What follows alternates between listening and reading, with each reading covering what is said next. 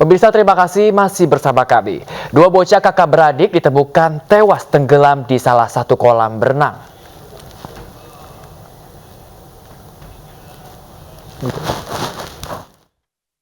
Dua bocah asal desa Jetak, kecamatan Wadar, Jaksa Pati, Jawa Tengah ditemukan tewas di dalam kolam berenang oleh penjaga pada Minggu sore ketika wahana sudah sepi.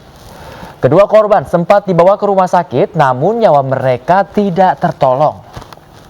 Pasca kejadian, pengelola kolam berenang menutup diri dan telah menyerahkan kasus itu ke pihak kepolisian.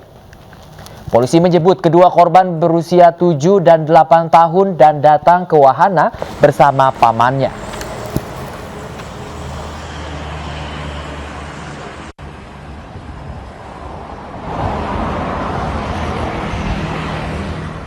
Ada dua anak perempuan dan laki-laki sedang bermain di waterboom naga, telah tenggelam, kemudian dilakukan pertolongan oleh penjaga dan diangkat ke atas, akan tapi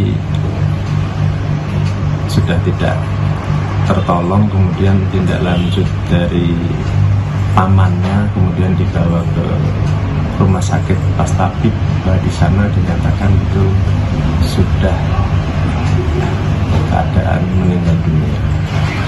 Sementara ini yang sudah kami data ada 4 saksi, nanti bisa berkembang. Akibat sulit mendapatkan bahan bakar minyak di sejumlah SPBU di Banda Aceh, puluhan wanita yang tergabung dalam gerakan solidaritas emak-emak berunjuk rasa di kantor Pertamina cabang Aceh. Dalam aksinya mereka meminta Pertamina tetap menjamin stabilitas dan stok BBM di Aceh.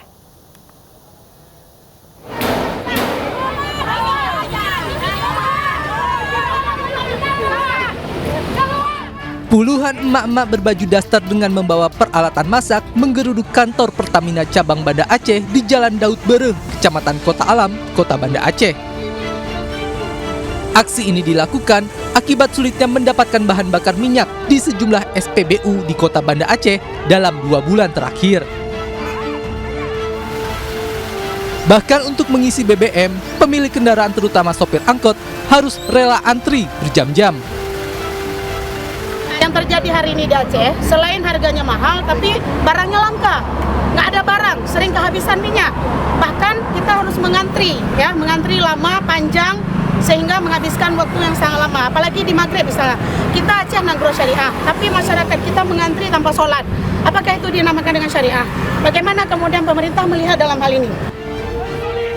Selain melakukan aksi unjuk rasa di depan kantor Pertamina cabang Banda Aceh, emak-emak ini juga berunjuk rasa di kantor gubernur sebagai aksi lanjutan.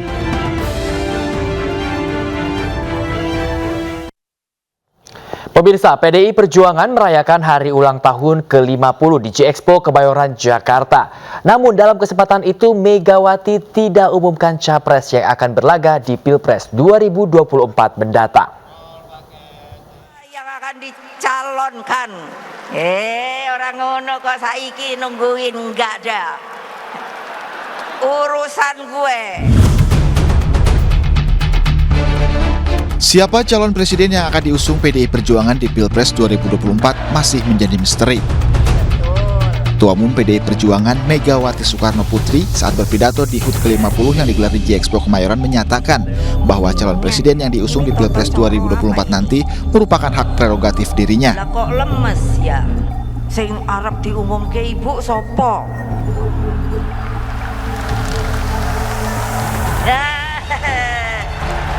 Baru pada yo yantar dulu. Emangnya aku situ tepuk tangan terus tergiur mengumumkan? Enggak. Iya dong, kan mesti keren kan.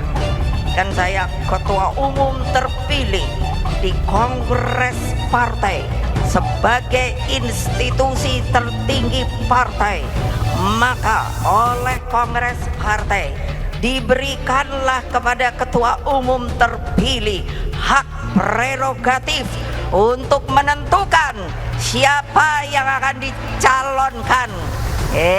Orang ngono kok saiki nungguin, enggak ada urusan gue.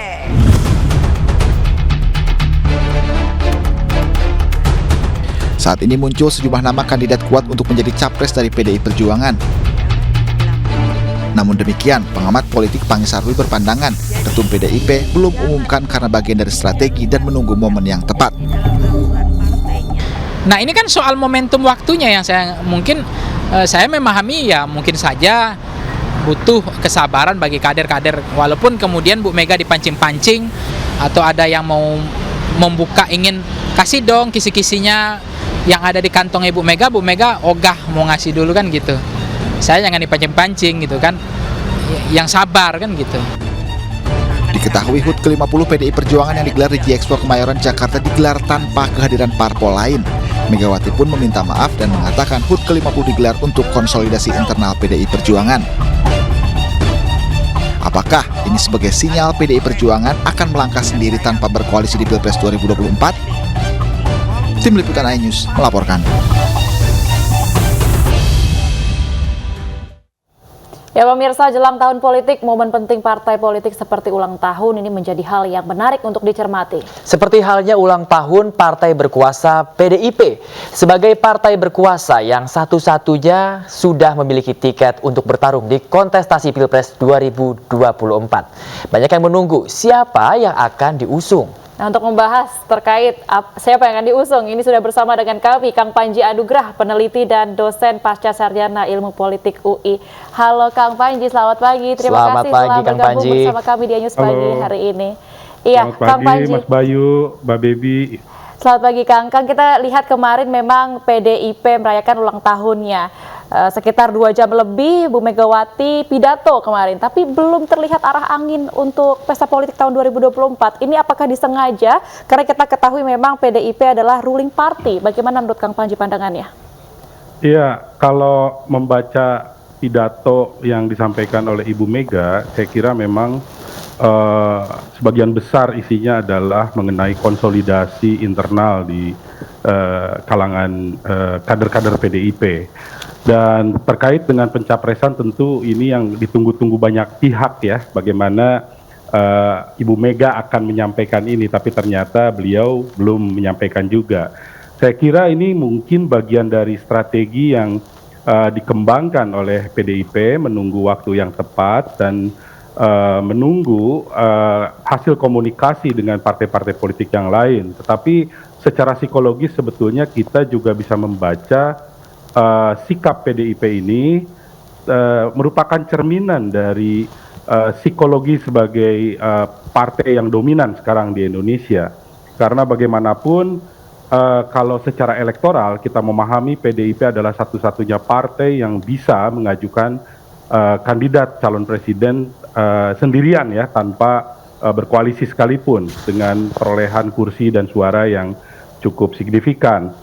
Di sisi yang lain adalah secara psikologis tentu ini menunjukkan kepercaya dirian dari PDIP dalam konteks pertama, misalnya kita bisa lihat juga bagaimana kondisi kepemimpinan partai sedang dalam posisi yang sangat kuat, relatif tidak ada masalah di dalam internal partai. Kemudian juga PDI memiliki kader yang menjadi presiden petahana saat ini. Dan yang terakhir tentu dari tren elektabilitas survei yang selalu menempatkan PDIP sebagai partai terkuat. Jadi secara psikologis tidak ada yang harus dikejar oleh PDIP dalam kondisi yang seperti ini. Kurang lebih seperti itu. Tidak ada yang harus dikejar oleh PDIP. Namun kontestasi Pilpres 2024 ini Kang Panji sudah bergaung meskipun lewat partai dan juga relawan masing-masing kandidat. Nah, menurut Kang Panji, strategi apa yang sebaiknya ini digunakan oleh partai penguasa seperti PDIP ini, Kang Panji? Tentu dengan memiliki rasa percaya diri tidak berarti bahwa PDIP melakukan tindakan ataupun sikap yang terlalu berlebihan di dalam konteks ini ya. Misalnya kalau kita lihat dari beberapa perkembangan terakhir, Ibu Mega mengutus Mbak Puan untuk melakukan proses komunikasi politik dan ini sudah dilakukan. Yang menurut saya ini salah satu hal yang memang harus dilakukan oleh PDIP di dalam konteks bagaimana membangun koalisi. Tetapi menurut saya kelebihan lain dari partai ini saat ini adalah ada dua menurut saya dari figur yang utama di dalam partai. Pertama tentu Ibu Mega ya. Harus dipahami Bu Mega itu adalah politisi paling berpengalaman sekarang di Indonesia dengan pengalaman kalau kita menghitung sejak beliau masuk di DPR di dalam pemilu tahun 87 berarti sudah hampir 35 tahun mungkin beliau berkecimpung dalam politik Indonesia dan 23 tahun beliau memegang posisi sebagai ketua umum partai. Jadi kalau dibilang ya beliaulah sekarang politisi yang paling berpengalaman yang artinya secara personal beliau memiliki pemahaman yang paling lengkap mungkin ya terhadap konteks politik Indonesia di antara para ketua-ketua umum partai. Pengalaman 23 tahun memimpin partai yang kemudian turun naik di dalam kontestasi politik elektoral sepanjang pasca Orde Baru tentu memberikan kemampuan bagi Ibu Mega untuk melakukan scanning ya terhadap elit-elit politik, terhadap partai-partai yang akan diajak berkoalisi. Itu yang pertama. Kelebihan yang kedua tentu posisi Presiden Jokowi sebagai bagian dari PDIP sendiri yang kemudian melalui posisi sebagai presiden, beliau memiliki resource, memiliki kontrol dan lain sebagainya. Nah, tentu ini kelebihan yang dimiliki oleh PDIP sekarang. Komunikasi tentu harus dilakukan terus agar PDIP tidak maju sendirian karena bagaimanapun pengelolaan pemerintahan itu agak sulit kalau kemudian mereka lakukan secara sendirian. Baik. Jadi yang bisa dilakukan adalah itu menurut saya dalam konteks nanti tentunya di dalam pengelolaan pemerintahan kalau misalnya rakyat masih mempercayai PDIP kemudian memilih capres yang diusung oleh mereka tentu ada dimensi kontinuitas kebijakan yang diharapkan oleh PDIP sendiri gitu ya dari Pak Jokowi ke kandidat yang mereka usung. Baik, Kang Panji, ini kita di tahun 2023 setahun jelang perhelatan Pilpres 2024 kita lihat proses dinamika koalisi partai politik ini terlihat semakin serius. Kang Panji sendiri melihatnya bagaimana prediksi peta koalisi?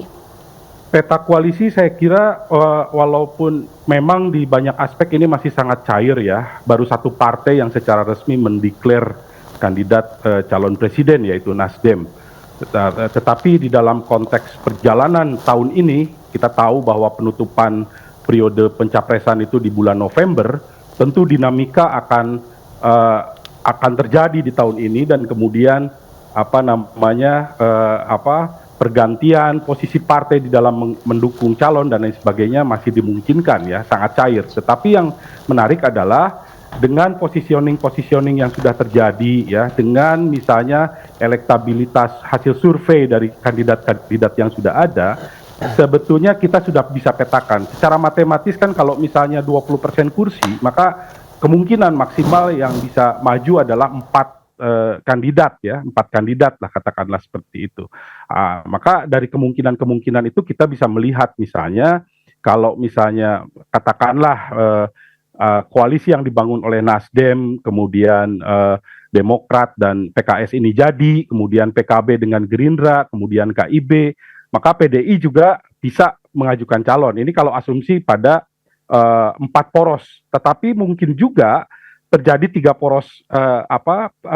poros koalisi yang dimungkinkan PDIP membangun koalisi besar ya. Kalau misalnya KIB bergabung dengan PDI, maka itu akan menjadi koalisi yang katakanlah cukup signifikan ya, perolehan kursinya mencapai 48%, artinya hampir mayoritas gitu ya. Jadi kalau saya lihat kemungkinan yang terjadi adalah paling besar adalah di 4 poros kekuatan koalisi atau paling tidak di 3 atau 2 mungkin ya, 2 poros koalisi. Tetapi kita akan melihat tentu proses ke arah sana akan sangat dinamis dan tentu bukan hanya sekedar komunikasi di antara partai-partai, juga melihat bagaimana elektabilitas calon-calon yang akan diusung. Dan sekarang misalnya dari hasil-hasil survei kita tahu ada 3 besar nama figur-figur yang selalu muncul ya di peringkat 3 besar tertinggi. Nah mungkin itu juga memberikan pengaruh terhadap peta koalisi yang kemudian akan muncul di tahun ini gitu. Baik, Kang Panji, kita lihat percaya diri sekali PDIP dan tentunya menjadi misteri dan kita tunggu nantinya seperti apa pergerakan dari PDIP ke depannya. Terima kasih banyak Kang Panji, Kang Panji Anugrah, peneliti dan juga dosen Pasca Sarjana Ilmu Politik UI. Terima kasih Kang Panji. Terima kasih Mas Bayu. Terima kasih Mbak atas Dendi. waktunya Kang Panji. Kita juga berharap semoga Pilpres 2024 berjalan dengan lancar dan tentunya kader-kader ini juga bisa menjadi wadah perjuangan politik rakyat berdasarkan Pancasila tentunya. Betul sekali, Baby. Dan pemirsa, berikutnya kita ke informasi lainnya. Pemerintah Arab Saudi menerapkan jumlah jemaah haji tahun ini kembali seperti semula seperti sebelum terjadi pandemi COVID-19. Pemerintah Kerajaan Arab Saudi juga menurunkan biaya asuransi haji dan umroh tahun 2023.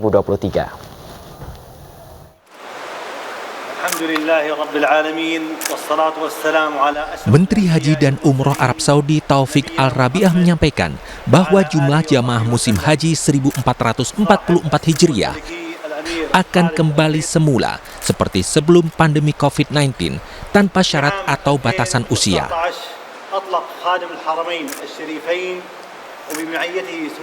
Hal ini disampaikan Taufik Al-Rabiah pada pembukaan konferensi dan pameran layanan haji dan umroh. Biaya asuransi juga turun dari sebelumnya 88 rial menjadi 29 rial untuk setiap jamaah haji. Pemerintah Arab Saudi juga menurunkan biaya asuransi jamaah umroh dari 235 rial atau 975 ribu rupiah menjadi 88 rial atau 365 ribu rupiah. Menteri Haji dan Umroh Arab Saudi Taufik Al-Rabiah juga menyampaikan semua usia dapat berangkat menunaikan ibadah umroh, tidak terkecuali jamaah di atas usia 65 tahun yang sebelumnya dilarang. Saat ini pemerintah Arab Saudi sedang mengerjakan rehabilitasi 100 situs sejarah Islam hingga beberapa tahun mendatang. Pemerintah Arab Saudi juga menginvestasikan lebih dari 200 miliar rial untuk pembangunan serta perluasan Masjidil Haram yang menjadikannya proses konstruksi terbesar dalam sejarah.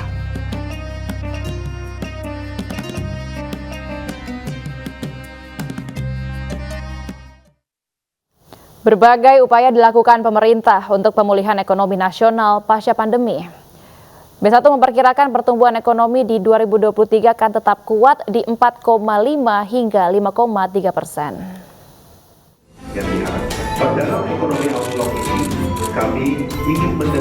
Demi mempercepat pemulihan ekonomi nasional pasca pandemi COVID-19, pemerintah terus melakukan berbagai upaya.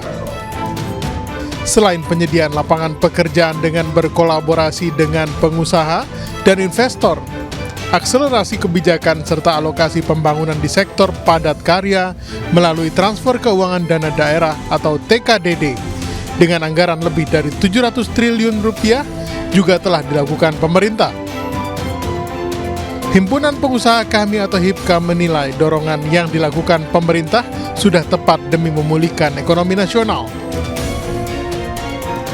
Kemudian tantangan domestik yang menjadi perhatian utama kita masih pada sinkronisasi kebijakan antara pemerintah pusat dan daerah yang seringkali implementasi APBN-nya, belanjanya itu seringkali terlambat. Bank Indonesia memperkirakan pertumbuhan ekonomi Indonesia pada 2023 tetap kuat pada kisaran 4,5 hingga 5,3%.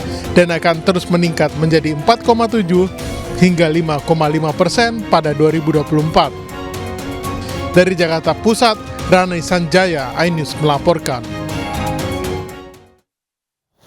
Pemirsa, kondisi kediaman Ibu Eni dan Tiko di Kelurahan Jatinegara, Cakung, Jakarta Timur kini semakin membaik. Setelah mendapat bantuan dari beberapa pihak, air dan listrik yang sudah belasan tahun mati kini sudah kembali hidup dan bisa digunakan.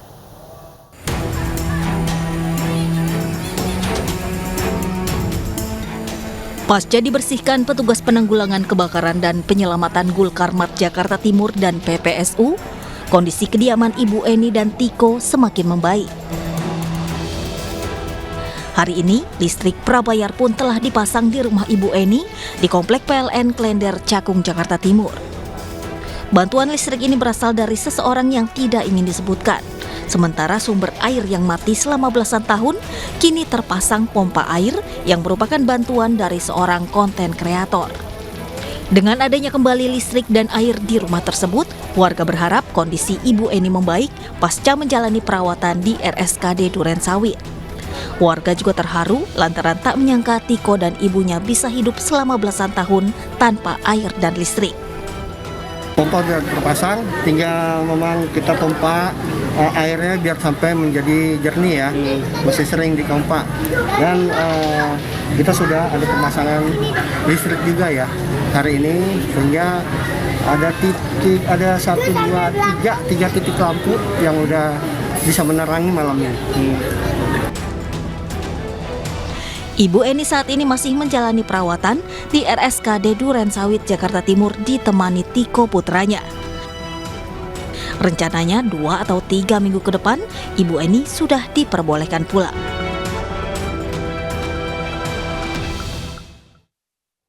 "12 tahun Tiko merawat sang ibu tanpa listrik dan air." Hidup dengan segala keterbatasan. Bagaimana Tiko menjalani kehidupan sehari-hari bersama sang ibu? Eksklusif, Aiman Wicaksono masuk ke rumah Tiko dalam program The Prime Show malam ini pukul 21 WIB. Luar biasa, 12 tahun saudara. Tersebut 12 tahun menyentuh tanpa listrik, merawat tanpa listrik dan tanpa air. Ini luar biasa, luar biasa. Belum pernah terjadi, bahkan di dunia pun saya belum pernah dengar soal itu. Betul Pak ya? Betapa bakti seorang anak kepada ibunya. Dan ini rumah dari keluarga Tiko. Betul. Dia menyuci di mana? Nyuci baju, mandi. Tapi memang waktu pas pertama kali masuk sini Bapak tidak ada sofa segala macam. Oh, sebentar Mas. Ya, gambarnya. Oke. Oh, keras juga sudah memang ya. Kami pasang di sini supaya terlihat ya, kalau ada kegiatan bisa terlihat ibunya, bisa terpantau ya. Iya. Masih keruh karena memang mesti dikuras sampai menghasilkan air layak. Ciri khas tangga rumah mewah ini, melingkar, lantai marmer saudara. Ini bekas lampu kristal kalau Anda lihat ini. Ini kamar mandi mewah, ya Anda bisa melihat ini. Ada bathtub, ini lampu yang ditanam di dalam plafon. Terbayang ketika masih bekerja, maka mewah sekali, mewah sekali. Dan kerannya juga keran bermerek saudara. Oh, ada tulisannya saudara, Darling, I love you to you, Tiko, Mama.